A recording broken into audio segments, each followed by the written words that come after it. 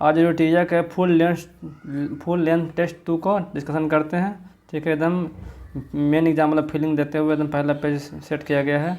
चलते हैं, पहला क्वेश्चन से बिना टाइम बात किए हुए। पहला क्वेश्चन है, सत्यमेव जयते किस उपनिषद से लिया गया है? सत्यमेव जयते किस उपनिषद से लिया गया है? तो हो जाएगा मुंडको उपनिषद से हो जाएगा। सबका आंसर टिक किया हुआ है, ऐसा आसानी से जल्दी हो जाएगा इसे। ठीक है, सत्यमेव जयते कहाँ से लिया गया? मुंडको उपनिषद से लिया गया। अब देख लेते हैं कौन कौन सा बाग का जब बार बार एग्जाम में पूछे जाते हैं, उसके लिए हमने पीपीटी लगाया, यहाँ पर देख लीजिए कि कौन कौन सा शब्द है जो कौन कौन से उपनिषद से संबंधित है। ओम भूर भुवस्व जो गायत्री मंत्र है वो ऋग्वेद से लिया गया है। सत्यमेव जयते पढ़ चुके हैं, मुंडको उपनिषद से लिया गया है।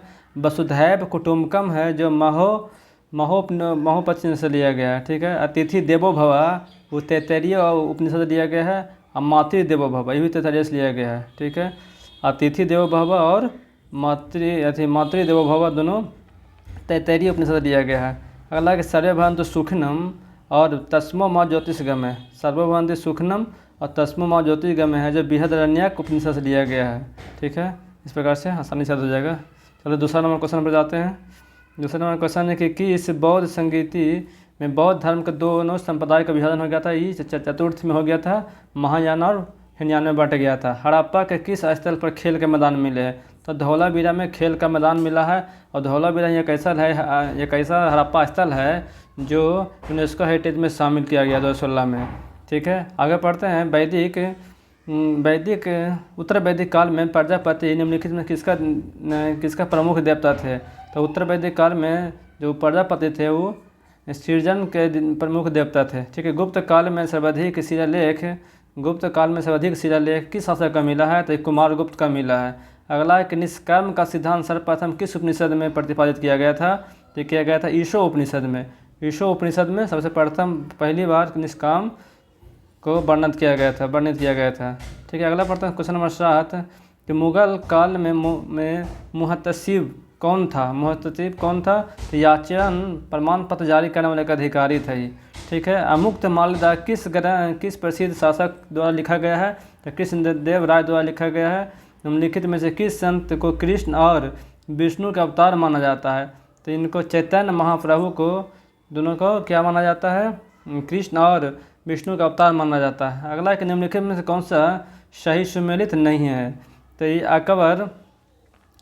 अकबर द्वारा कौन जो प्रमुख कार्य किया गया है उसमें से मिलाना कौन सुमेलित नहीं है? जो अकबर ने जजिया कर 64 में सही किया है, 64 में समाप्त कर दिया था, ये सही है। दीन इलाही का स्थापना अकबर ने 1582 में किया था, ये भी सही है। अगला है कि मजहरनामा की घोषणा 1578 नहीं, गलत हो जाएगा, 1579 में मजहरनामा की घोषणा किया था। तीरथ कार्य का उन्मूलन कब किया था? तीरथ कार्य याद रखिएगा 63 है। तीरथ कार्य 63 में किया गया था, याद करने के लिए। देख लेते हैं और इसका प्रमुख कार्य कौन कौन था जो एग्जाम में बार पूछा जाता है। आइए इस पर देख लेते हैं कि अकबर द्वारा प्रमुख किया गया कार्य पहला था दास प्रथा का अंत कब किया गया था? तो ये किया था 1562 में दास प्रथा का अंत किया गया था। अकबर ने को हड़प दंड से मुक्त कब हुआ? तो ये 62 में अकबर हड़प दंड से मुक्त हो गया था। तीरथ का 63 हो गया, जजिया का 64 हो गया। और फतेहपुर सीकरी का स्थापना एवं राजधानी आगरा से फतेहपुर सीकरी स्थापना किया था 1971 में। और इबादत खाना की स्थापना कब किया था? इबादत खाना की स्थापना किया था 1575 में। अब है इबादत खाना में सभी धर्मों के लोगों को प्रवेश की अनुमति दिया था 1578 में। मजहर की घोषणा कब किया था? ये 1579 मजहर की घोषणा किया था। दीन इलाही का स्थापना 1582 में किया था। और इलाही संबत की शुरुआत 1583 में किया था। इलाही संबत की शुरुआत 1583 में किया था। और राजधानी लाहौर सांद्र का कब किया था? ये 1585 में किया था। एक बार फिर से चलते हैं, अभी चलते हैं डेट वाइज, बताइएगा। डेट वाइज है कि 1562 में दास प्रथा से अंत हुआ था, प्लस हड़प दंड से मुक्त हुआ था। 1563 में ये हो गया तीरथ कर समाप्त, 64 में हो गया जजिया कर समाप्त, 71 में जो फतेहपुर सीकरी का स्थापना राजधानी ट्रांसफर किया था। और 1575 में इबादत खाना की स्थापना। और 1578 में इबादत खाना में सभी धर्मों के लोगों को प्रवेश। 1579 में मजहर की घोषणा। और 1582 ईस्वी में दीन इलाही की स्थापना किया था। 1583 ईस्वी में इलाही संबत की शुरुआत किया था 1983 ईस्वी में। 1585 में लाहौर स्थानांतरित कर दिया था अपने अति को। नेक्स्ट क्वेश्चन की ओर आगे बढ़ते हैं। कहाँ पहुँचे थे हम इस क्वेश्चन में? क्वेश्चन नंबर 15 में आ जाते हैं। ठीक है, दिल्ली सल्तनत के किस संतान ने शुद्ध अरबी सिक्के जारी किया था? तो इल्तुतमिश ने किया था। शुद्ध अरबी सिक्के कौन जारी किया था? तो इल्तुतमिश ने जारी किया था। अगला कि दादा भाई नौरोजी ब्रिटिश इंडिया कॉमन्स के लिए चुने जाने वाले पहले भारतीय थे। ठीक है, वो कौन से पार्टी से चुनाव जीते थे? तो लिबरल पार्टी से 1992 में जीते थे। नेक्स्ट क्वेश्चन के आगे बढ़ चुके हैं, ये हमसे पढ़ चुके हैं। ठीक है, आगे चलते हैं कि सुभाष चंद्र बोस ने आज़ाद हिंद फौज के साथ मिलकर सिंगापुर में स्वतंत्र भारत की अंतिम सरकार की स्थापना किया था। कब? तो 21 अक्टूबर 1943 को 21 अक्टूबर 1943 को किया था। द इंडिपेंडेंट नामक समाचार पत्र किसने लिखा था, किसने निकाला था, संपादित किया था? ये मोतीलाल नेहरू ने किया था 1919 में। ठीक है, कांग्रेस के कार्य समिति ने भारतीय के विभाजन का प्रस्ताव कब पारित किया था? तो ये पारित किया था जाकर 14 जून को किया था। ठीक है, माउंटबेटन योजना आया था 3 जून 1947 को आया था। ठीक है, 3 जून 1947 को माउंटबेटन योजना आया था, लेकिन स्वीकार किया था कांग्रेस ने जाकर के 14 जून 1947 को कि अब बंटवारा हो जाना चाहिए, स्वीकार कर लिया था कांग्रेस ने। अल्लाह कि भारत सरकार अधिनियम 1919 के मुख्य विशेषताओं को बताना है, कौन इसमें सही है, कौन विशेषता इसमें सही है जो बताना है। तो केंद्र द्वारा प्रांतों में विधायी शक्तियों का हस्तांतर सही है। ही प्रांतों के कार्यकारी सरकार को द्वैध शासन की व्यवस्था, ये भी सही है, द्वैध शासन की व्यवस्था किया गया था इसमें। इसके तहत आरक्षित विषय को ट्रांसफ़र किया गया था। इसके तहत पहली बार केंद्रीय बजट को राज्य बजट से अलग किया गया था, ये भी सही है, मैंने कि सारा का सारा सही हो जाएगा। नेक्स्ट क्वेश्चन की आगे बढ़ते हैं कि निम्नलिखित लड़ाइयों में इसके कालक्रम से सजाना है, कौन सा पहले हुआ था उसके बाद कौन हुआ था जो, तो सब देख लेते हैं। बंडीबास हुआ था 1760 ईस्वी में, और प्रथम कर्नाटक युद्ध हुआ था 1748 से लेकर के 52 तक हुआ था। 1748 से कितना, 1746-48 हुआ था यहाँ, 1746 या 48 हुआ था प्रथम कर्नाटक का युद्ध। ठीक है, बेदरा का युद्ध हुआ था, बेदरा के 1759 में हुआ था बेदरा का युद्ध। ठीक है, 1759 में बेदरा का युद्ध हुआ था। प्रथम आंग्ल मैसूर युद्ध हुआ था 1567 से 59 के बीच में हुआ था। ठीक है, आंसर हो जाएगा डी। अगला पढ़ते हैं, बलेजली के सहायक संधि को स्वीकार करने वाला दूसरा राज्य कौन था? तो मैसूर था। कौन था? तो मैसूर से। इसको याद कीजिएगा कि हे माता आप बस। ठीक है, हर सब जगह हैदराबाद। ठीक है, डेट वाइज हो जाएगा, हर सब जगह हैदराबाद। कब हो जाएगा ये? तो ये हैदराबाद हो जाएगा 1799 में, 1798 में। उसके बाद होगा मैसूर, उसके बाद तंजौर, उससे होगा आज से होगा आबाद। ठीक है, अब से पेशवा, अब से भोसले, सर से जो सबसे लास्ट में था जो, इस प्रकार से याद कीजिएगा, याद हो जाएगा आसानी से। अगला पढ़ते हैं कि निम्नलिखित में से कौन सा सही सुमेलित मिलाना है, कौन सा इसका क्या होगा जो। अभिनव भारत की स्थापना कौन किया था? बी.डी. सावरकर ने किए थे। ठीक है, अखिल भारतीय ट्रेड यूनियन कांग्रेस की स्थापना किया था एम.एन. जोशी ने। हिंदुस्तान सोशलिस्ट की स्थापना कौन किया था? हिंदुस्तान सोशलिस्ट रिपब्लिक एसोसिएशन की स्थापना किया था चंद्रशेखर आज़ाद ने। नौजवान सभा की स्थापना की था भगत सिंह ने। ठीक, आंसर हो जाएगा इसे डी हो जाएगा, अच्छा सी आंसर हो जाएगा। 21-22 साल के काल में सोवियत विद्रोह हुआ था, तो लॉर्ड रिपन के समय में सोवियत विद्रोह हुआ था। ठीक है, आगे चलते हैं। अगला क्वेश्चन है 21 नंबर, इंडिपेंडेंट लीग की स्थापना किसके द्वारा किया गया था? शिशिर कुमार घोष द्वारा किया गया था इंडिपेंडेंट लीग की स्थापना। कब? 1875 में स्थापना हुआ था शिशिर थी इंडिपेंडेंट लीग का। ठीक है, जबकि सुरेंद्रनाथ बनर्जी ने इंडियन एसोसिएशन की स्थापना किया था। आनंद मोहन बोस ने भारत समाज की स्थापना किया था। ठीक है, आगे बढ़ते हैं। भारतीय राष्ट्रीय कांग्रेस के किस अधिवेशन में सांप्रदायिक प्रतिनिधित्व की मांग को स्वीकार किया गया था?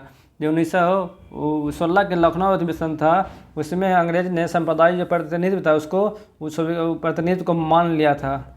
ठीक है, अगला कि गवर्नर जनरल जिन्होंने दिल्ली के बादशाह को लाल किले खाली करने एवं कुतुब मीनार में रहने का आदेश दिया था, उसने से बताना कौन था जो। तो ये डलहौजी था जो बहादुर शाह द्वितीय को दिल्ली का लाल किला जो था मुग़ल का एक मैंने कि ख़ानदानी अथी था, वो घर था, उसको खाली करने के लिए बोल दिया था डलहौजी बहादुर शाह द्वितीय को।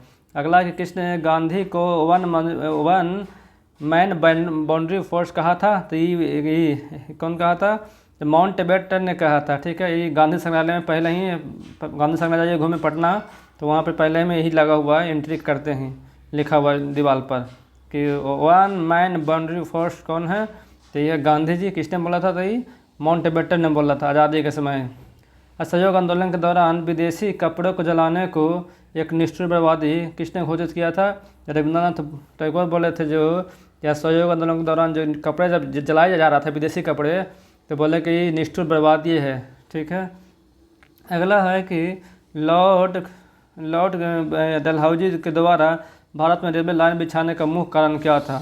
तो अंग्रेज़ों का जो भी विकास था भारत में, वो हमेशा शोषणकारी संदर्भों से लेकर था। जैसे कि इसका मेन जो अथी था बिछाने का कारण था, उद्देश्य था कि खानों को बंदरगाहों से जोड़ना, ताकि यहाँ के जो कच्चे माल है वो आसानी से इंपोर्ट एक्सपोर्ट किया जा सके बाहर के देशों में। अगला कि भारतीय राष्ट्रीय कांग्रेस का 27वां अधिवेशन कहाँ हुआ था? तो ये था बांकीपुर में हुआ था। 27वां अधिवेशन हुआ था। क्या हुआ था? तो 1912 में हुआ था। ठीक है। अगला पढ़ते हैं कि झालकी की संधि निम्नलिखित में किसके बीच में हुआ था? तो हैदराबाद और निजाम बालाजी, हैदराबाद के निजाम और बालाजी बाजीराव के बीच में हुआ था। ठीक है। बालाजी बाजीराव के बीच में हुआ था 1700 कितना है 52 में हुआ था। अगला है कि 1857 के विद्रोह को पूर्ण सिपाही विद्रोह किसने कहा था? तो सिपाही विद्रोह बता दिया था कौन? यही लॉरेंस और सीले ने बताया था। लॉरेंस और सीले ने बताया था। अगला कि 1857 के विद्रोह के दौरान भारत में ब्रिटिश महिलाओं को समर्पित इन मेमोरियल पेंटिंग किसने बनाई थी? तो ये बनाया था किसने? जोसेफ नोएल पेंटर ने, नाम पेंटर था।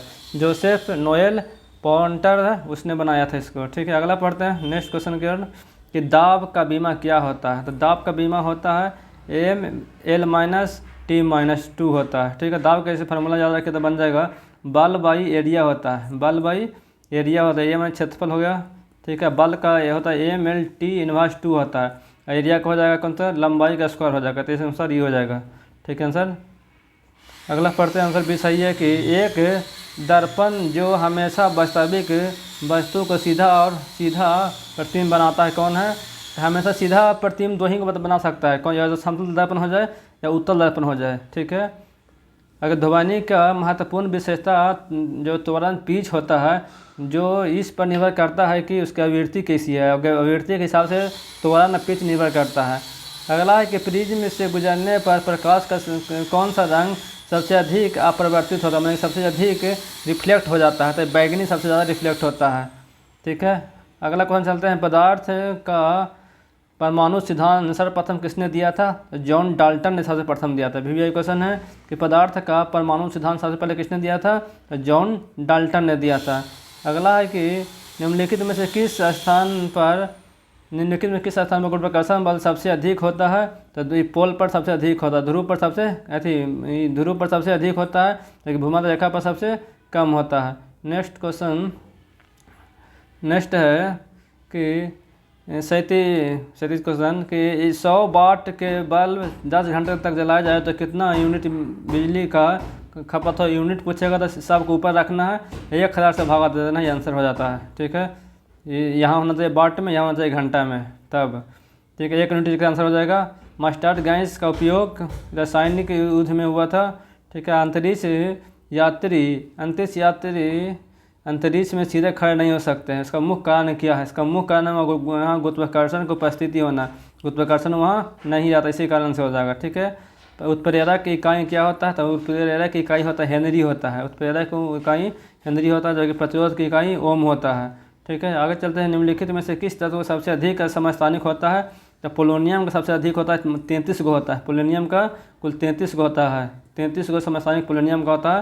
यूरेनियम का होता है 17 गो, ऑक्सीजन का होता है 14 गो, लिथियम का होता है 8 गो, और हाइड्रोजन पूछेगा तो हाइड्रोजन का 3 समस्थानिक होता है।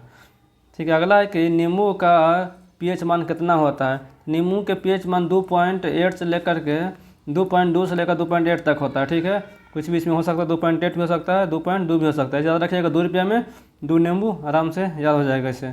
अगला देख लेते हैं कि इसे और pH मान देखते हैं जो एग्जाम में पूछा जाता है। जैसे कि देख लेते हैं कौन कौन सा है। जल का pH मान जानते हैं 7 होता है। दूध का pH मान पूछा जाता है बार बार। जो दूध का pH मान होता है 6.4 होता है। दूध का pH मान 6.4 होता है। रक्त का pH मान होता है 7.4 होता है। ठीक है। रक्त का pH मान 7.4 होता है। और केला का pH मान 4.5 से 5.2 तक होता है। ठीक है। टमाटर का होता है 4.5। और नींबू का देखिए 2.4 कहीं लिखा, कहीं 2.8 लिखेगा, कहीं 2.2 लिखेगा।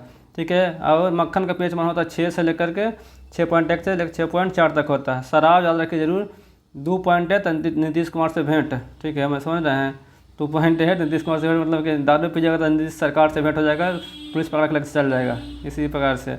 अगला है कि मानव मूत्र का पीएच मान कितना होता है, 4.8 से लेकर 8.4 तक होता है।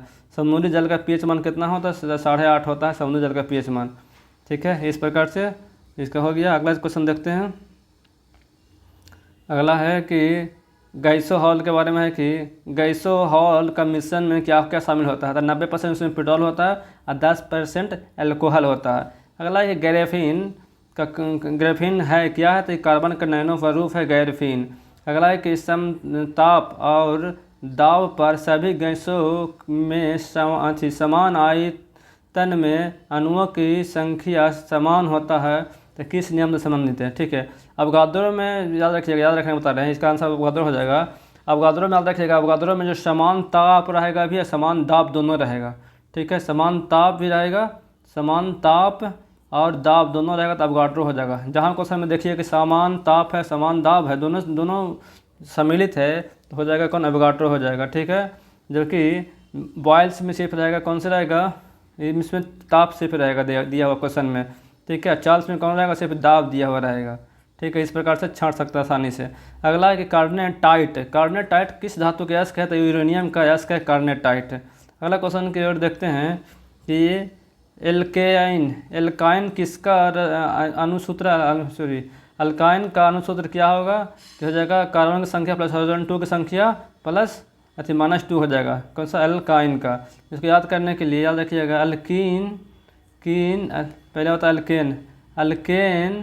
अल्कीन और अल्काइन हो गया, ठीक है। अल्कीन और अल्काइन हो गया, तो अल्केन में इसको कहिएगा प्लस का, मैंने कि इसको मैं कहिएगा जोड़ो, फिर इसको मैं छोड़ो, ठीक है। इसका में हो गया तोड़ो, तो तोड़ो, ठीक है। इसमें हो गया तोड़ो, जोड़ो मतलब कि +2 यहाँ पे लिखेगा, जैसे कि आंसर हो गया इसका +2 दिखेगा यहाँ पर, कितना +2 हो जाएगा। इसमें हो जाएगा कुछ हो जाएगा, कुछ नहीं, 0 हो जाएगा। इसमें माइनस करेंगे, 2 घटाएंगे मतलब तोड़ेंगे, तो जोड़ो तोड़ो, जोड़ो छोड़ो तोड़ो, पहले जोड़ो फिर उसके बाद छोड़ो फिर तोड़ दो -2। इस प्रकार से हो जाएगा अल्केन अल्कीन और अल्काइन हो जाएगा, ठीक है। याद हो जाएगा आसानी से। आगे बढ़ते हैं, कन्फ्यूजन नहीं रखना, एकदम आएगा, आराम से मारना, सही आंसर इसका। अगला है कि आभूषणों को धोने या साफ करने के लिए निम्नलिखित में किस मिश्रण धातु का उपयोग किया जाता है, तो एक्वा रेजिया का उपयोग किया जाता है।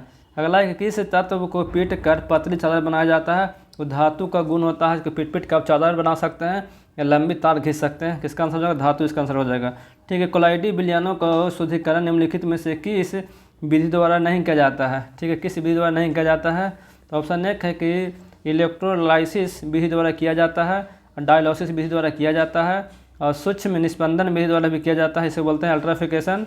और इलेक्ट्रोलिसिस द्वारा नहीं किया जाता, ये अलग प्रक्रिया है, इसके द्वारा नहीं किया जाता है, ठीक है। आंसर हो गया कौन, डी इसका हो गया। याददाश्त के संबंध में मानव मस्तिष्क के निम्नलिखित में किस भाग संबंधित है, याददाश्त होता है जो फोरहेड में आगे के ब्रेन, या इसको बोलते हैं कौन सा, सेरेब्रम बोलते हैं उसको, सेरेब्रम। जो सेरेबेलम होता है ये संतुलित करता है, पीछे का भाग होता है, ठीक है। सेरेब्रम हो जाएगा जो याददाश्त रखता है, आपका याददाश्त कितना अच्छा है, वो सेरेब्रम कितना बढ़िया काम करता है उससे संबंधित है।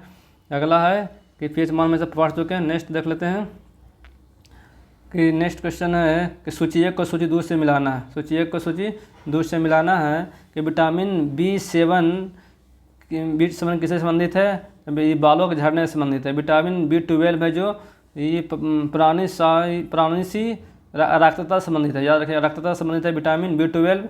विटामिन ई है जो बांझपन से संबंधित है। विटामिन के है जो रक्त का थक्का जमने से संबंधित है, आंसर इसका 1 हो जाएगा। एड्स के लिए निम्नलिखित में कौन सा परीक्षण किया जाता है, तो एड्स में PCR भी होता है, ठीक है, और CD4 भी होता है, और एलिसा भी टेस्ट भी होता है। रिपर टेस्ट होता है जो टाइफाइड वगैरह में होता है, ठीक है। आंसर हो जाएगा 1, 4 हो जाएगा। निम्नलिखित में से कौन सा रोग का नाम बताना है और जीवाणुओं का नाम बताना। हैजा का जो जीवाणु है जो कौन सा है, तो विब्रियो कोलेरा हैजा का जीवाणु है। टीबी का जीवाणु है माइक्रो बैक्टीरियम हो जाएगा। निमोनिया का जीवाणु है डिप्लोकोकस निमोनिया हो जाएगा, ठीक है। टेटनस का भी जीवाणु है जो क्लोस्ट्रिडियम टेटेनी हो जाएगा। इस प्रकार से आंसर हो जाएगा ये इसका। नेक्स्ट क्वेश्चन देखते हैं। नेक्स्ट है कि निम्नलिखित में से कौन सा मोनोसेक्राइड कार्बोहाइड्रेट नहीं है इसमें से। तो ग्लूकोज है जो मोनोसेक्राइड है, फ्रुक्टोज है जो मोनोसेक्राइड है, और सुक्रोज है जो नहीं है, ठीक है, और ग्लाइकोज है जो मोनोसेक्राइड है। मोनोसेक्राइड मतलब सिंगल कार्बोहाइड्रेट के अणु से बना हुआ। कौन कौन? ग्लूकोज हो गया, फ्रुक्टोज हो गया, ग्लाइकोज हो गया, ठीक है। इसको समझ लेते हैं, इसको हम लगाएं पीपीटी, देख लेते हैं इसके बारे में। इसमें दिया हुआ था कि देखिए कार्बोहाइड्रेट 3 प्रकार का होता है। पहले मतलब रखिए मोनोसेक्राइड, डाइसेक्राइड और पॉलीसेक्राइड होता है, ठीक है। मोनोसेक्राइड में कौन कौन होता है? मोनोसेक्राइड में ग्लूकोज आता है, ग्लाइकोज आता है, और मनोज आता है, और ट्राइओज आता है। ये 4 गो आता है। कौन कौन? ग्लूकोज, ग्लाइकोज, और हो गया कौन सा? मनोज, और हो गया कौन? ट्राइओज। 4 गो आ गया था। एगो यहाँ भी दिया हुआ था, एगो कौन सी इसमें शामिल था, यहाँ दिया हुआ था, यहाँ दिया हुआ था कौन सा? एगो ये फ्रक्टोज भी इसमें शामिल हो जाता है, ठीक है। अगला पढ़ते हैं डाइसक्रोज में कौन कौन सा आ जाएगा। तो डाइसक्रोज में होता है कि दोनों के मिलकर बनता है। डाइसक्रोज ग्लूकोज और फ्रुक्टोज से मिलकर बनता है सुक्रोज हो गया, डाइसक्राइड हो गया। और ग्लूकोज और ग्लूकोज से बनता है माल्टोज, तो माल्टोज हो गया जो डाइसक्राइड हो गया। और लैक्टोज क्या है? डाइसक्राइड। याद रखिएगा डाइसक्राइड में सुक्रोज, माल्टेज और लैक्टेज। जहाँ भी एज ज़्यादा लगता है ना, एज और वो जो लगा था वो मोनोसेक्राइड, जहाँ एज लगता है वहाँ से डाइसेक्राइड हो जाता है, जैसे कि सुक्रोज, ठीक है, माल्टोज और लैक्टोज, ठीक है। इस प्रकार से याद रखिएगा। ये हो गया डाइसेक्राइड हो गया। अब होता है पॉलीसेक्राइड, जिसमें बहुत से अणु मिलकर बना होता है, तो उसमें होता है स्टार्च हो गया, ग्लाइकोजन हो गया और काइटिन हो गया। ये तीनों के तीनों क्या है? पॉलीसेक्राइड में आता है उदाहरण में, ठीक है। नेक्स्ट क्वेश्चन देखते हैं। अगला क्वेश्चन कौन था? 56वां क्वेश्चन है कि निम्नलिखित में से कौन सा नाइट्रोजन स्थिरीकरण करने वाला जीव नहीं है, ठीक है। तो नोस्टक है जो करता है, एनाबेन जो करता है, जो बैक्टर है वो भी करता है, लेकिन माइकोराइजा है जो नहीं करता क्योंकि धान में पाया जाता है ये, ठीक है। बाकी सब है जो लगभग अथी में जो दलहनी फसलें होते हैं, जो गांठ वाले फसलें गांठ के जड़ वाला फसलें होते हैं, उसमें पाया जाता है। अगला है कि आर्कियोप्टेरिस निम्नलिखित में से किसके बीच का एक संक्रमण तत्व, मैंने कौन से को जोड़ने का एक कड़ी है। तो सरीसृप और पक्षी को जोड़ने का कड़ी है आर्कियोप्टेरिस, क्योंकि इसमें पक्षी का भी गुण है और सरीसृप का गुण भी है। अगला कि निम्नलिखित में से कौन सा वनस्पति पादप जगत का सबसे बड़ा समूह है? थैलाफाइटा। याद रखिएगा कि हमारे थैला में सारे पादप यानी कि सारा सब्जी थैला में ही आता है। कितनों सब्जी हो जाए सबको थैला में रख के ले आते हैं, ये थैलोफाइटा हो जाएगा। अगला है कि निम्नलिखित में से कौन सा पादप कोशिका का सबसे बड़ा कोशिकांग है? तो प्लास्टिड होता है जो पादप कोशिका के लिए, ठीक है। पादप कोशिका के लिए सबसे बड़ा कोशिकांग होता है प्लास्टिड, ठीक है। अगला क्वेश्चन प्लास्टिड हो गया कि अगला होता है, अगला डी लम्ब से पढ़ चुके हैं। क्वेश्चन नंबर 60 में आते हैं। 60 है कि निम्नलिखित में से कौन सा मौलिक अधिकार केवल भारतीय नागरिकों को ही प्राप्त है? तो 15, 16, 19, 29, 30। 15, 16, 19, 29, 30 है जो सिर्फ भारतीयों को मिलता है। इसका आंसर इसका डी हो जाएगा। भारत में पर्यावरण संरक्षण कब आया था? पर्यावरण संरक्षण बोलेगा तो हो जाएगा पर्यावरण संरक्षण 1986 में। पर्यावरण नीति बोलेगा तो 1980 में हो जाएगा। अगला है कि सर्वोच्च न्यायालय किस क्षेत्राधिकार के अंतर्गत रिट जारी किया जाता है? इसका ऑप्शन कहीं लेता है मूल अधिकार, कहीं लेता है न्यायिक अधिकार, ठीक है। अगला पढ़ते हैं भारत के नियंत्रक एवं महालेखक परीक्षा के संदर्भ में बताना है कौन सा कथन सही है जो, ठीक है। तो पहला मतलब कि नियंत्रक महालेखक परीक्षा का जो अनुच्छेद कितना है 148 से संबंधित है, अनुच्छेद 148 से संबंधित है ये। स्टेटमेंट देखें कि इसका कार्यकाल 6 वर्ष का, बिल्कुल जिसका भी संविधान में वर्णित है सबका लगभग कार्यकाल 6 वर्ष का होता है और 65 वर्ष के लिए होता है। ये भी गलत हो जाएगा, ये 62 लिख दिया था। ये राष्ट्रपति की इच्छा पर कार्य करता है, गलत है। राष्ट्रपति की इच्छा पर नहीं कार्य करता है क्योंकि संविधान में इसका वर्णन है राष्ट्रपति की इच्छा पर कार्य नहीं करता है। इसका कार्यकाल फिक्स होता है 5 साल या फिर 6 वर्ष या 65 वर्ष, ठीक है। अगला कि इसका वेतन और सेवा शर्तें राष्ट्रपति द्वारा निर्धारित किया जाता है, गलत है। इसका वेतन राष्ट्रपति नहीं करता है लेकिन संसद द्वारा किया जाता है। सारा का सारा इसमें गलत हो जाएगा। अगला था नेक्स्ट क्वेश्चन कि खुला संचालन तंत्र किस में होता है? तो कॉकरोच में होता है। भारतीय संविधान का कौन सा भाग आयरलैंड से लिया गया है? तो डीपीएस भी लिया गया ही। राष्ट्रपति के निर्वाचन जो प्रक्रिया है वो भी आयरलैंड से लिया गया है। राज्यसभा में जो सदस्यों का नामांकन है जो लिया है कहाँ से? आयरलैंड से लिया गया। तीनों लिया गया आयरलैंड से, याद रखिएगा। VVI क्वेश्चन यही। अगला है कि निम्नलिखित में कौन सा समिति चुनाव सुधारों से संबंधित है? तो दिनेश गोस्वामी चुनाव संबंधित है और इंद्रजीत गुप्ता भी चुनाव से संबंधित है। और बोरा समिति भी चुनाव से संबंधित है जो ये राजनीतिक और अपराधी को गठजोड़ से संबंधित था, बोरा समिति। ठीक है, डी आंसर डी नहीं था, इसलिए आंसर 1, 2, 3 सही हो जाएगा इसका। अगला है कि किस संविधान संशोधन द्वारा एक ही व्यक्ति को 2 या 2 से अधिक राज्यों का राज्यपाल बनाने का प्रावधान किया गया था? 7वां संविधान संशोधन में ऐसा प्रावधान किया गया था। राज्यपाल द्वारा जारी अध्यादेशों के लिए अनुमोदन आवश्यक है, तब विधानसभा से। जिस प्रकार से राष्ट्रपति का अध्यादेश को संसद में लोकसभा से अथी होता है, उसी प्रकार से यहाँ विधानसभा से होना जरूरी है राज्यपाल का अध्यादेश। अगला है कि भारत के संसदीय सरकार की विशेषता बताना है, इनमें कौन सा जगह जो तो संसदीय सरकार की विशेषता बताना कौन होगा जो? तो मंत्रिपरिषद सामूहिक रूप से उच्च सदन नहीं, निम्न सदन लोकसभा के प्रति उत्तरदायी होता है, गलत हो जाएगा। और संसद बने बिना कोई व्यक्ति 6 महीने तक मंत्री रह सकते, बिल्कुल 6 महीने तक मंत्री रह सकते, सही हो जाएगा। अपने मंत्री पद ग्रहण करने से पहले लोकसभा के अध्यक्ष के समक्ष शपथ लेना पड़ता है। ठीक है, ये भी गलत हो जाएगा, लोकसभा के समक्ष के शपथ नहीं लेता है। ठीक है, अगला है कि राष्ट्रपति भारत के वास्तविक कार्यकाल होता है, तो बिल्कुल गलत है, प्रधानमंत्री होते हैं। केवल आंसर सही पूछा तो आंसर केवल 2 सही हो जाएगा, केवल आंसर 2 सही हो जाएगा। अगला है कि गन्ना का उचित लाभकारी मूल्य किसके द्वारा अनुमोदित किया जाता है? तो आर्थिक मामले के मंत्रिमंडलीय समिति द्वारा किया जाता है। अगला क्वेश्चन कि निम्नलिखित में से कौन आरबीआई के मौद्रिक नीति का मात्रात्मक उपकरण है? मात्रात्मक होता है वो गुणात्मक होता है, तो मात्रात्मक हो जाएगा जो वैधानिक तरलता अनुपात और नगद आरक्षित अनुपात और खुला बाजार की प्रक्रिया। ठीक है, SLR और एगो SLR हो गया, जो हो गया एक हो गया नगद वाला। ठीक है, एक हो गया फिर खुला बाजार की नीति, तीनों सही आंसर हो जाएगा। अगला है कि क्वेश्चन है कि अगला कि किस सार्वजनिक पद को अवैध अतिक्रमण से बचाने के लिए कौन सा ऋण जारी किया जाता है? तो अधिकार परीक्षण जारी किया जाता है। ठीक है, भारत में मुद्रास्फीति को मापने के लिए सबसे लोकप्रिय पूछा है, लोकप्रिय कौन सा है? तो CPI कंज्यूमर प्राइस इंडेक्स को सबसे लोकप्रिय माना गया है। निम्नलिखित में कौन सा प्रत्यक्ष कर है इसमें से? तो व्यक्ति कर और निगम कर सब प्रत्यक्ष कर, क्योंकि जिस पर लगता है वही भरता है, इसे व्यक्ति कर और निगम कर, जबकि सीमा शुल्क और सेवा कर इसमें नहीं हो जाएगा, आंसर सिर्फ B इसका हो जाएगा। RN मल्होत्रा समिति के संबंधित है, मल्होत्रा समिति से जो ही बीमा से संबंधित है। मल्होत्रा जी बीमा खुलवाते थे, याद रखिएगा, मल्होत्रा से कौन? RN मल्होत्रा बीमा से संबंधित है। वेतन निधि सिद्धांत किसके द्वारा प्रतिपादित किया गया था? तब वेतन निधि सिद्धांत प्रतिपादित किया गया था J.S. मिलर द्वारा प्रतिपादित किया गया था वेतन निधि से। ठीक है, मतलब रिजर्व बैंक द्वारा बैंक दर में वृद्धि से क्या प्रभाव पड़ेगा? बैंक दर की वृद्धि से जो मुद्रा आपूर्ति की तरलता में कमी आएगा, बिल्कुल बाजार में मुद्रा की कमी हो जाएगी, क्योंकि बैंक दर बढ़ गया तो लोन महंगे हो जाएंगे। अगला है कि बैंकों के साख के सृजनता क्षमता कम जाएगी, बिल्कुल अगर लोन महंगा हो गया तो अच्छी जो बैंक है जो कम लोन दे पाएगा, इसलिए दोनों का दोनों आंसर यहाँ सही हो जाएगा। ठीक है, आंसर 1 और 3 हो जाएगा। अगला पढ़ते हैं कि निम्नलिखित में से उत्पादन के 4 प्रमुख कारक कौन कौन से हैं? तो उत्पादन करने के लिए आपको चाहिए भूमि चाहिए, उसमें काम करने में श्रमिक चाहिए, और वहाँ उसको पेमेंट देने के लिए पूंजी चाहिए, आपके पास उद्यमता होना चाहिए, 4 चीज़ चाहिए इसके लिए। ठीक है, दुनिया का सबसे बड़ा कोयला निर्यातक बनेगा न्यू कैसल बनेगा किस देश में है? तो ये ऑस्ट्रेलिया में पड़ता न्यू कैसल बनेगा।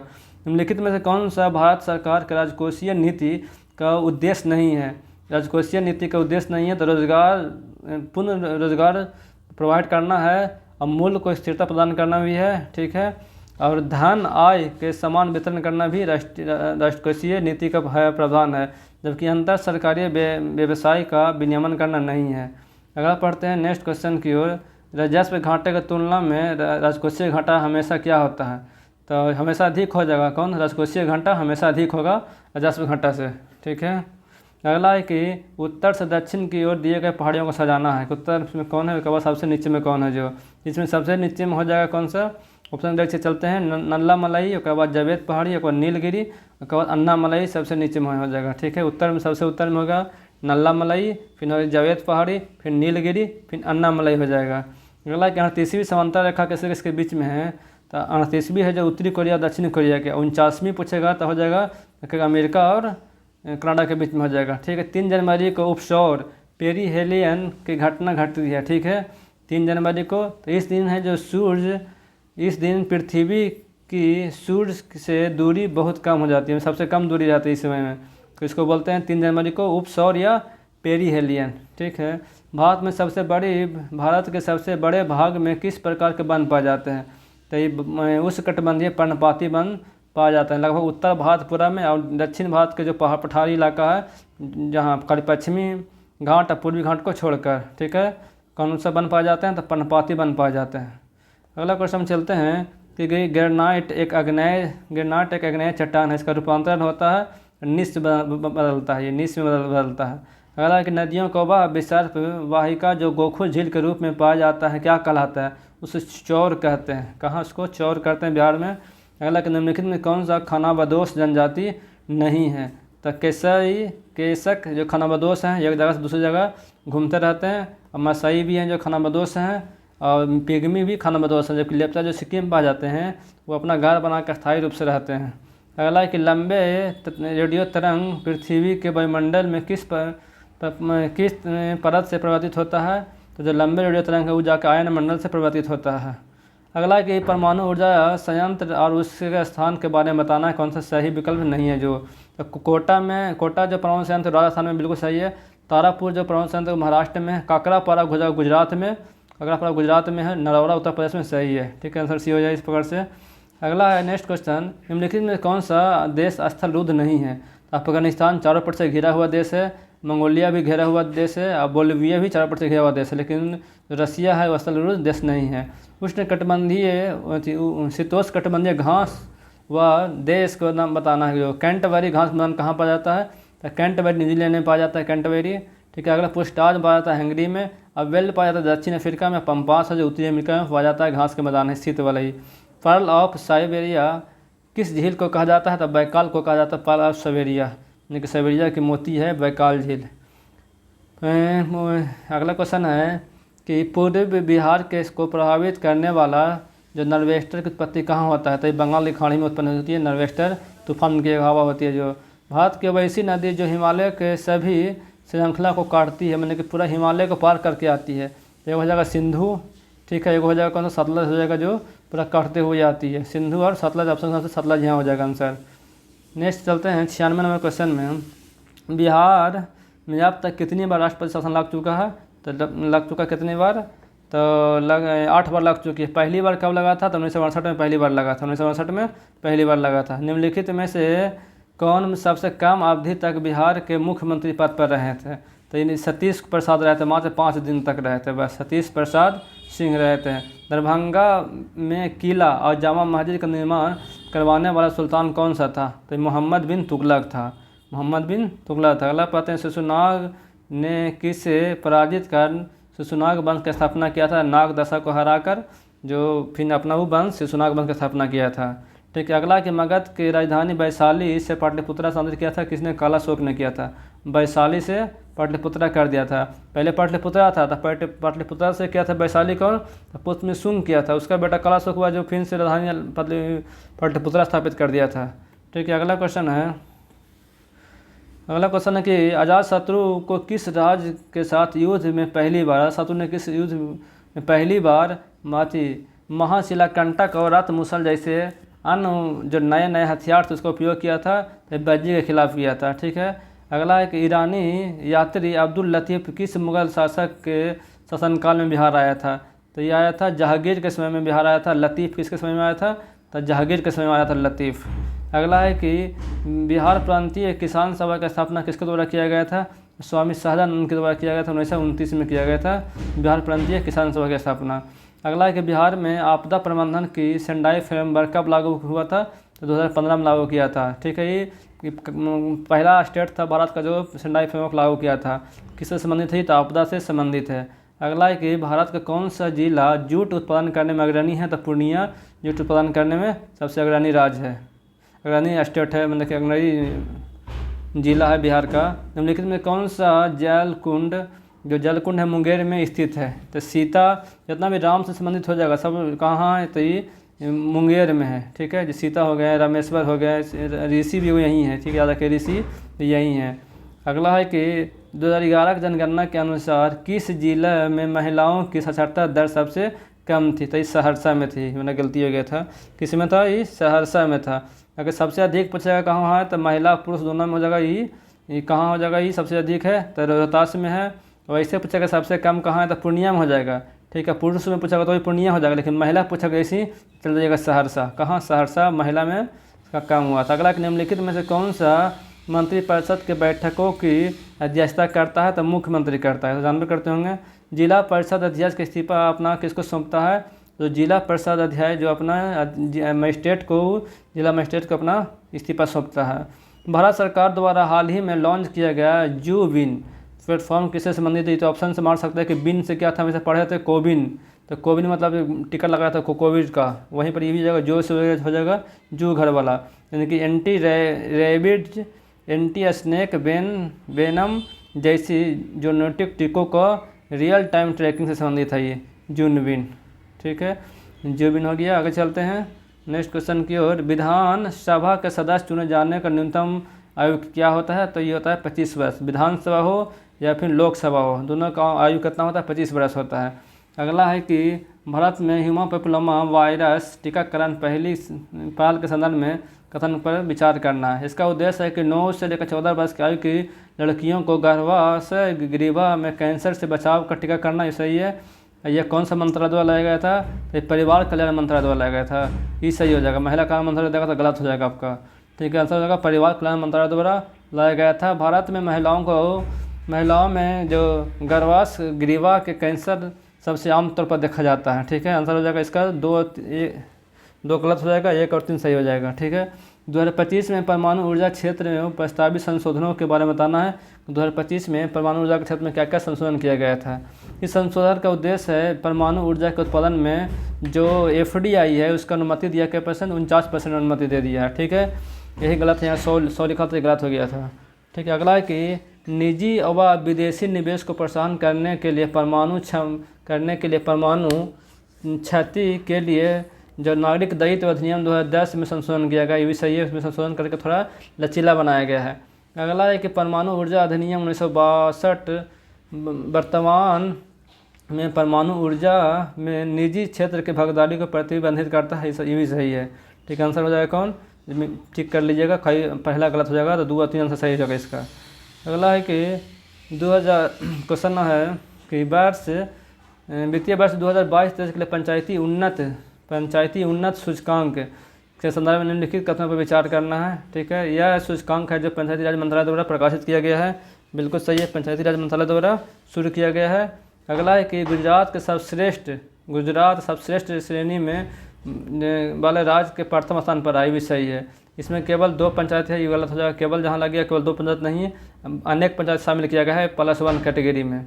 ठीक है, अगला क्वेश्चन जाते हैं। इसका आंसर 2, 3, 1 और 2 सही हो गया था।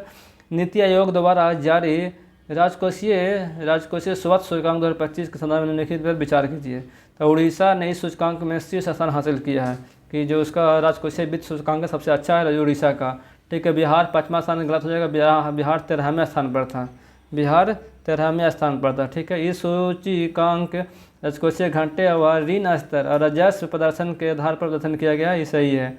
ठीक है, अगला चलते हैं क्वेश्चन कि हाल ही में यूनेस्को के विश्व स्मृति रजिस्टर में दो प्राचीन जो भारतीय ग्रंथ को शामिल किया गया है? तो भागवत गीता और नाट्यशास्त्र को शामिल कर लिया गया है स्मृति के रजिस्टर में। अगला चलते हैं नेक्स्ट क्वेश्चन की ओर कि युगिन भारतीय संग्रहालय के संदर्भ में निम्नलिखित में से कौन सा कथन इस पर विचार करना है? इसे सेंट्रल विस्टा पुनः विकास परियोजना के भाग के रूप में विकसित किया जा रहा है, सही है। यह नई दिल्ली के ऐतिहासिक उत्तरी व दक्षिणी ब्लॉक में स्थित है, ये भी सही है। यह संग्रहालय ब्रिटिश नहीं बल्कि फ्रांस के सही तकनीक के सहयोग से बनाया जा रहा है। ठीक है, इस प्रकार आंसर सी हो जाएगा, जो गलत बाकी 1, 2 सही हो जाएगा। अगला कि लोकसभा अध्यक्ष ओम बिरला की घोषणा के अनुसार निम्नलिखित में से किस भाषा को हाल ही में संसदीय अनुदान सेवाओं में से जोड़ा गया है? तो डोंगरी को जोड़ा गया है, बोडो, डोंगरी और मैथिली और उर्दू को जोड़ा, कोंकणी को जोड़ा नहीं गया है। कुल 6 को जोड़ा गया है। ठीक है, संस्कृत हो जाएगा, एगो संस्कृत भी है और एगो और भाषा था। ठीक, कुल 6 भाषा हैं। आगे चलते हैं नेक्स्ट क्वेश्चन कि भारत का पहला चिड़ियाघर आधारित बायो बैंक जो जुलाई 2024 में लागू किया गया था, निम्नलिखित में किस स्थान पर संबंधित है ये? तो यह है पद्मा जी नायडू हिमालयन प्राणी उद्यान, कहाँ? पश्चिम बंगाल में, उसे वहाँ स्थापित किया गया था चिड़िया आधारित बायो बैंक। अगला क्वेश्चन चलते हैं, क्वेश्चन नंबर 20 है कि हाल ही में अंतर संसदीय संघ ने 185वां सभा का निम्नलिखित में किस देश में आयोजन किया था? तो उज्बेकिस्तान में किया था। ठीक है, हाल ही में यूनेस्को ने अपना ग्लोबल जियो पार्क नेटवर्क में 16 नए स्थलों को जोड़ा है। इसके साथ 2025 तक दुनिया भर में ग्लोबल जियो पार्क कुल संख्या कितनी हो गई है? तो ये हो गया 229 हो गया। कितना? 229 हो गया, जो 50 देशों में फैला हुआ है। हाल ही में कितना ऐड किया है? तो 16 ऐड किया है।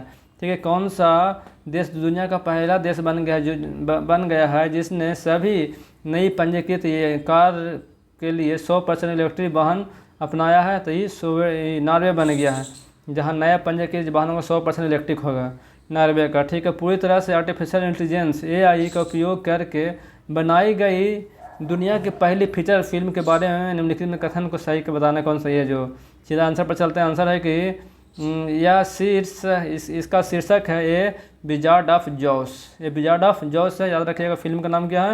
ये विजार्ड ऑफ जोस हो गया। इसे गूगल के मैग्रोपस स्टूडियो द्वारा निर्मित किया गया है। ठीक है, अगला क्वेश्चन चलते हैं नेक्स्ट क्वेश्चन की ओर। कि हाल ही में फिनलैंड में निम्नलिखित में से किस ज्वालामुखी फटने के कारण वहाँ पर ही उड़ाने और थी, जब व्यवधान उत्पन्न हुआ था? तो ये था माउंट कॉर्नलाओन था। अगला पता निम्नलिखित में से कौन सा 2025 में यूरोपीय अंतरिक्ष एजेंसी के द्वारा प्रक्षेपित बायो जो मिशन का सही वर्णन करता है? तो यह एक मिशन है जो P बैंड सिंथेटिक पराजार का उपयोग करके वैश्विक वन बायोमास का पहला व्यापक मापन करता है। ठीक है, करता है, जिसमें कार्बन भंडारण व वन स्वास्थ्य के बारे में ज्ञान में वृद्धि करेगा ये। ठीक है, इससे संबंधित है किससे? बायोमास। यूरोपियन किसका ये है? तो यूरोपियन अंतरिक्ष एजेंसी का। ठीक है, कौन सा? बायोमास मिशन, याद रखिएगा, ये क्वेश्चन पूछेगा। बायोमास किसका है? तो यूरोपियन अंतरिक्ष का है।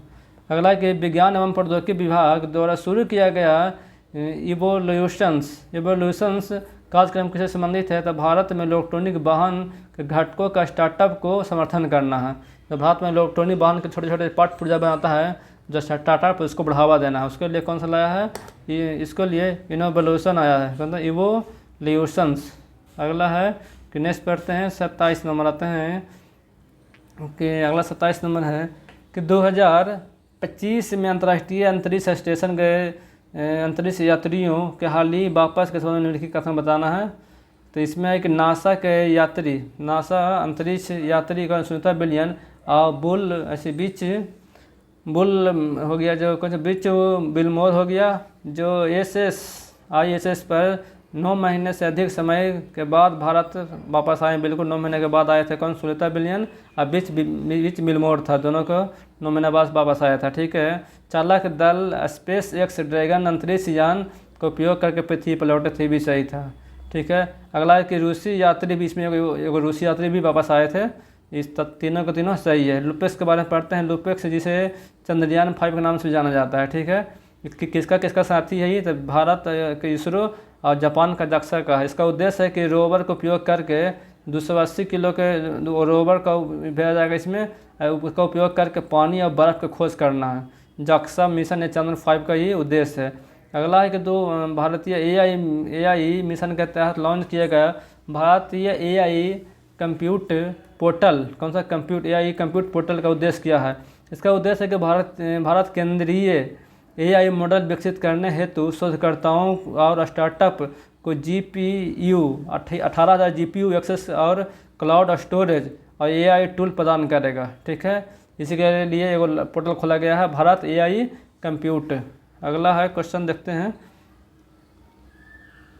2000 निम्नलिखित में कौन सा नोबेल पुरस्कार बताना है? 2024 विजेताओं को उसको सही संबंध से मिलान करना है। ठीक है, नोबेल पुरस्कार बताना है यहाँ पर कि जो निहोन निदांको शांति के लिए इनको मिला है, जापान से संबंधित है ये निहा निदांको। अगला हानकान हमको साहित्य के लिए मिला है, तो दक्षिण कोरिया से संबंधित है।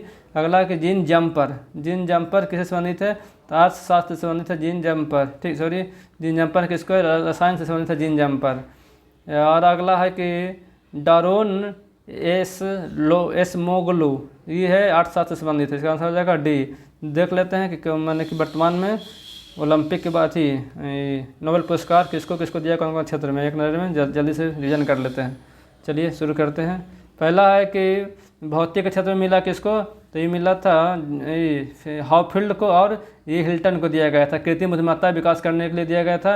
और साहित्य में हांगकांग को दिया गया था। रसायन में दिया गया है किसको, डेविड बेकर को, लंपर को और डेविस हास्पिस को दिया गया था, ठीक है, याद रखिएगा।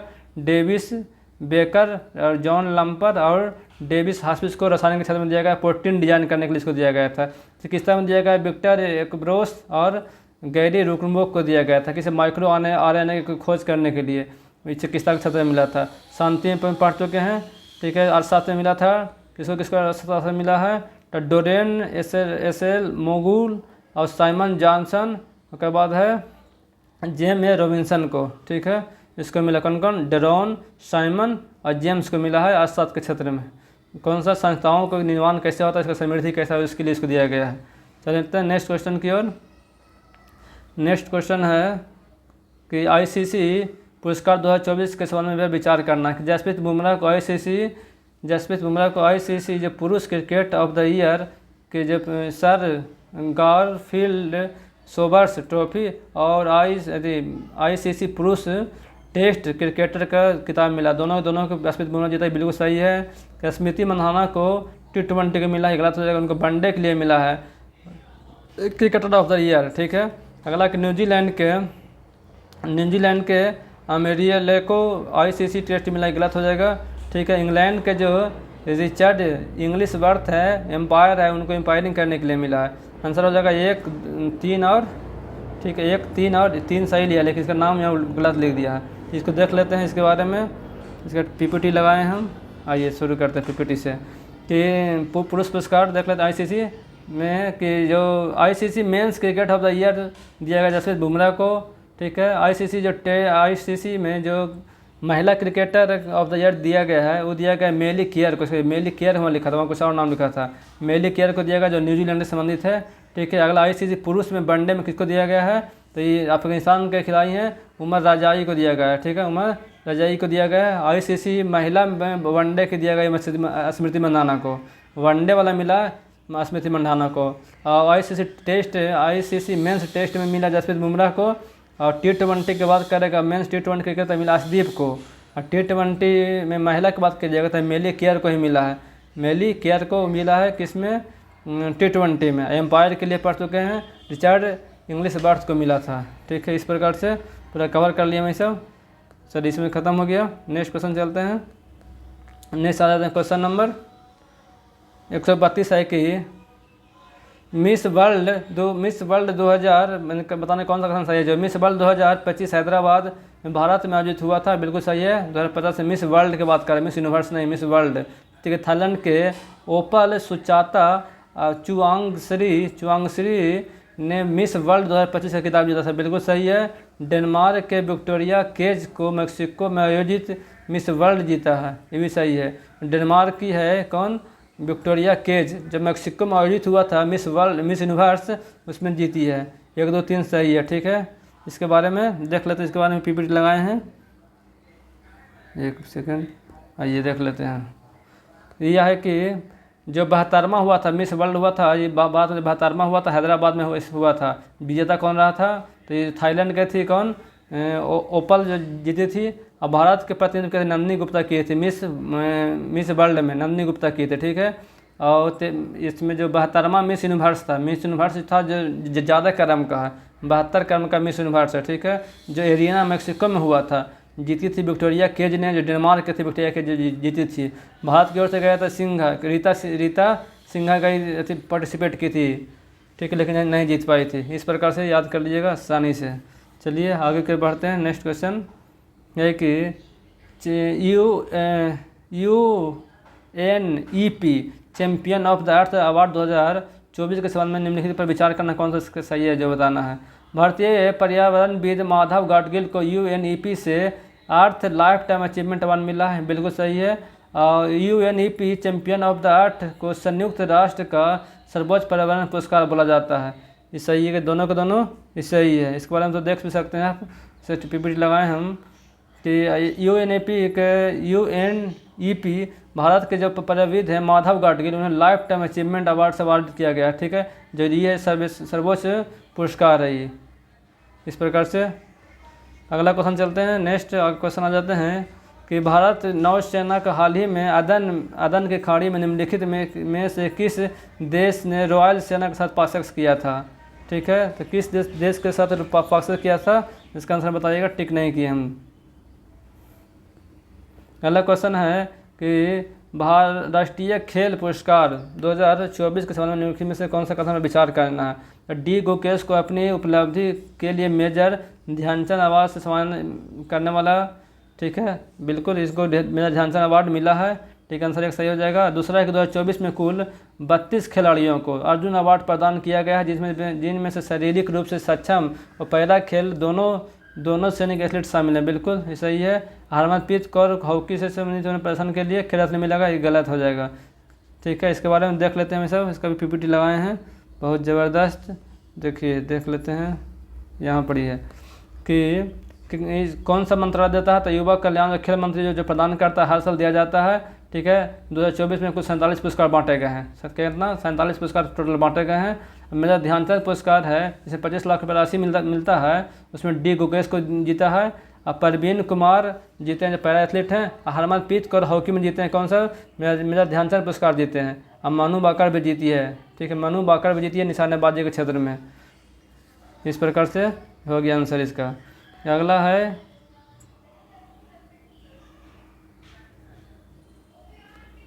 नेक्स्ट के पद्म पुरस्कार के संबंध में बताना है कि पद्म पुरस्कार के बारे में कौन सा कथन सही है जो। तो 2025 में कुल 139 लोगों को पद्म पुरस्कार घोषणा किया गया, जिसमें पद्म श्री, पद्म विभूषण सारा का सारा शामिल है, बिल्कुल 139 लोग इसमें इस बार शामिल है।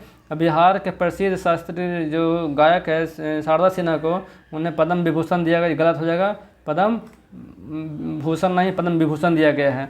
अगला पढ़ लेते हैं कि जापान के जो व्यापारी हैं उद्यमी जगत के एक प्रमुख हस्ती कौन है, ओसामू सुजुकी को मरणोपरांत पद्म विभूषण दिया गया, पद्म सम्मानित किया गया, ये भी सही है, ठीक है, इसका आंसर 1 और C हो जाएगा। पद्म भूषण के बारे में देख लेते हैं किसको किसको दिया गया, एक बार कितना इंपॉर्टेंट है, इसके लिए पॉइंट जो सारा पॉइंट आपको हम दिखा देते हैं। 1954 में शुरू किया गया था इसको, 2025 में कुल 139 व्यक्तियों को चुना गया इसके लिए, इतना पुरस्कार बांटे जाएंगे, ठीक है। पद्म भूषण दिया जाएगा 7 लोगों को, और पद्म भूषण की बात करेगा, पद्म विभूषण होगा 7 लोगों का, पद्म भूषण की बात करेगा तो हो जाएगा 19 लोगों का। पद्म श्री है जो 113 लोगों को पद्म श्री दिया जाएगा, जिसमें से 23 महिलाएं हैं और 10 विदेशी NRI है, और 13 लोगों का फेरा लग चुका है, मतलब 13 को जिंदा नहीं है अभी तक, ठीक है। देख लेते हैं पद्म विभूषण के बारे में, इसको एकदम कंठा चाल रखिएगा, पूछेगा ही, ठीक है। किसको किसको मिला है, तो नागेश्वर रेड्डी को मिला है, को जगदीप सिंह खेर को मिला है, रजनीकांत को मिला है, और लक्ष्मी नारायण को मिला है, वासुदेवन नारायण को मिला है, सुजुकी वालों को मिला है, शारदा सिन्हा को मिला है, ठीक है। इस प्रकार से बाकी विशेष याद करना हो तो देख लीजिए, याद कर लीजिएगा। आगे बढ़ते हैं नेक्स्ट क्वेश्चन की ओर। नेक्स्ट क्वेश्चन है कि हाल ही में कौन सा देश जो आर्टिमस समझौता में शामिल होने वाला 54वां देश बन चुका है, तो बन चुका है कौन, बांग्लादेश बन चुका है, ठीक है। भारत में साहित्य पुरस्कार के संबंध में निम्नलिखित से बताना है, तो छत्तीसगढ़ के पहले लेखक विनोद कुमार शुक्ला को 69वां ज्ञानपीठ पुरस्कार से सम्मानित किया गया, ठीक है, 69वां ज्ञानपीठ पुरस्कार से सम्मानित किया गया, ये सही है। अगला है कि साधु भरेंद्र दास को मलयालम भाषा में उनको गलत हो जाएगा, सरस्वती पुरस्कार मिला है, बिल्कुल गलत हो जाएगा ये। अगला पढ़ते हैं कि पुष्पा भारती है, उन्हें हिंदी रचना यादें के लिए व्यास सम्मान मिला है, ये सही हो जाएगा, ठीक है। इस प्रकार से कौन सा था, ये साहित्य पुरस्कार था ये। जिसके साहित्य पुरस्कार के बारे में देख लेते हैं आपको 1 मिनट में, कि देखिए सरस्वती सम्मान था 2024 के 34वां क्रम का था, वो किसको मिला है, तो मिला है साधु भद्रेश दास को मिला है। उनका कृति है, कौन सा कृति का नाम है कि स्वामी नारायण सिद्धांत साधु के लिए मिला उनको। जबकि 23वां जो सरस्वती सम्मान था वो प्रभा वर्मा को मिला था, रौद्र सात्विक के लिए मिला था, व्यास सम्मान की बात करें तो 34वां व्यास सम्मान है, जो इस बार 2024 में मिला है। सूर्यबाला को मिला है, हिंदी लेखक है, ठीक है। उनका कृति का नाम है कौन देश के वासी, कौन देश के वासी के लिए मिला उनको, ठीक है। 2023 की बात कीजिएगा तो ये था पुष्पा भारती, यादें यादें यादें, उनको मिला था 2023 वाला के लिए। ज्ञानपीठ की बात कीजिएगा 2024 वाला जो 69वां ज्ञानपीठ है, 59वां विनोद शुक्ला को मिला है। छत्तीसगढ़ के प्रथम लेखक हैं ये। ज्ञानपीठ पुरस्कार 2023 की बात कीजिएगा, जो 58वां था 2023 में, उनमें गुलजार भी थे शामिल, और गुरु भद्रा गुरु रामभद्र भी थे, जगत गुरु भद्राचार्य भी थे, ठीक है। इस प्रकार से आप है। आगे चलिए नेक्स्ट क्वेश्चन को देखते हैं। वैसे कहाँ पढ़ते थे, तो यहाँ आगे थे 139 नंबर क्वेश्चन है। 139 नंबर क्वेश्चन में है कि वर्ष 2024-25 में भारत द्वारा हस्ताक्षरित प्रमुख समझौते निम्नलिखित में पर विचार करना है। कि भारत है जो लिथियम के लिए अर्जेंटीना से समझौता किया है, बिल्कुल ही सही है, ठीक है, सही है। दूसरा है कि गुजरात के लोथल में समुद्री संग्रहालय परिषद के विकास के लिए वियतनाम से समझौता किया, ये भी सही है। दोनों को दोनों सही हो जाएगा क्वेश्चन। अगला है नेक्स्ट क्वेश्चन मैथ रीजनिंग है, या एक क्वेश्चन आप देख लें 40 नंबर क्वेश्चन खाली। कि चक्रवात बताना, 2024-25 जो चक्रवात आया है, तूफान, कौन सा देश प्रभावित हुआ, जो बताना है। अगला है कि चक्रवात शक्ति से कौन प्रभावित हुआ है, तो इस चक्रवात शक्ति है जो बंगाल की खाड़ी या वह भारत के पूर्वी तट है, वो प्रभावित हुआ है। अगला है कि चक्रवात दाना कहाँ आया था, तो ये उड़ीसा पश्चिम बंगाल में आया था चक्रवात दाना। यागी, तो टाइफून यागी की बात कीजिएगा तो म्यांमार, लाओस और वियतनाम में भारी तबाही मचाया था कौन, टाइफून यागी। और टाइफून क्रेथोन की बात कीजिएगा तो ये हो जाएगा ताइवान और फिलीपीन में आया था, कौन, क्रेथोन। इसके बारे में देख लेते हैं कौन कौन सा तूफान कब कब आया, जो 2025 वाला का करेंगे। जो शक्ति आया था बंगाल के खाड़ी भारत के पूर्वी तट पर आया था, इसका नामकरण किया शक्ति को श्रीलंका किया था, जब मई 25 में आया था, ठीक है। अल्फ्रेड की बात करें तो वो मार्च में आया था 2025 में, इसका ऑस्ट्रेलिया के दक्षिणी पूर्वी तट पर टकराया था, नामकरण इसका ऑस्ट्रेलिया खुद किया था, ठीक है। जूड है जो आया था मार्च 2025 में, मेडागास्कर मोजाम्बिक में आया था, इसका नामकरण किया है मॉरिशस किया है इसका जूड का, ठीक है। डिक्लेरेडी किया है जो दक्षिण पश्चिमी प्रशांत महासागर में आया था।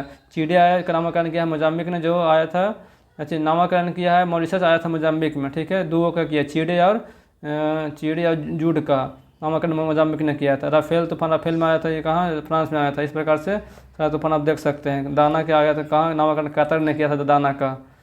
चलिए इस प्रकार से ख़त्म हो गया, अब सारा का सारा टाइम भी हो जाएगा, 1 घंटा से पहले ख़त्म करने का टारगेट था, बिल्कुल टारगेट के हिसाब से हो गया।